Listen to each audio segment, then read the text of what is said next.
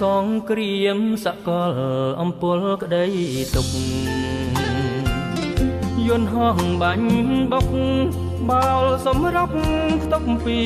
មេឃីធ្វើតាមបំណងពួកបងតូចធំគ្រប់គ្នាទម្លាក់លើដែនពុសធាខ្លាយជាវិមានមរណៈសងគ្រាមក្រហមមជ្ឈិម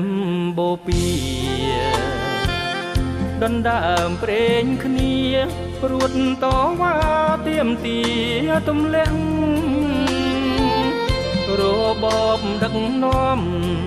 អ៊ីរ៉ង់ដែលជាម្ចាំងផ្ទះមិនអាសូរពលរដ្ឋក្មេងចាំង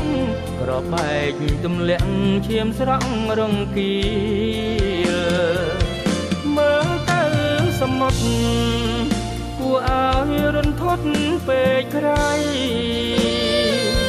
នាវាសម័យប្រឡ័យបាញ់បោះពេញវាលសមុទ្រស្លុតភ័យ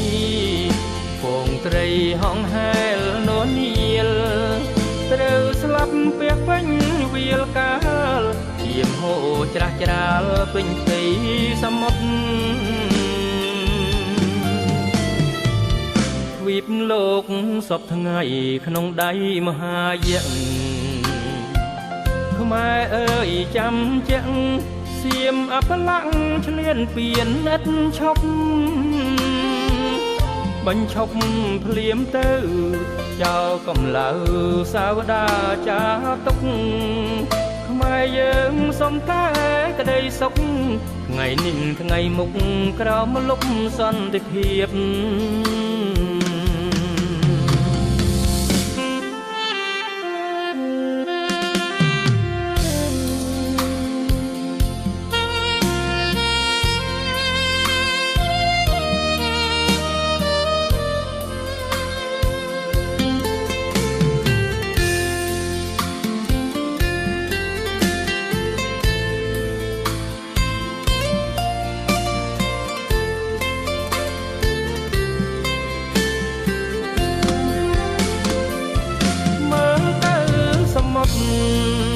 គួរឲ្យរន្ធត់ពេកក្រៃ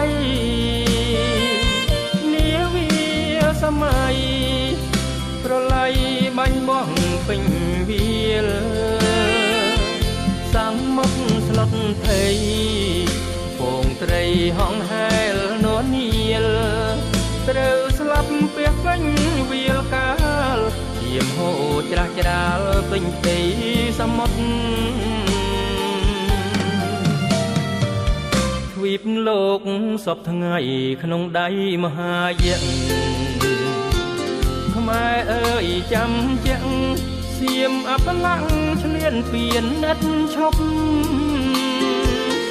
បញ្ឈប់ភ្លាមទៅចោលកំឡៅសាវតាចាទុកខ្មែរយើងសុំតែក្តីសុខថ្ងៃនេះថ្ងៃមុខក្រោមលុបសន្តិភាព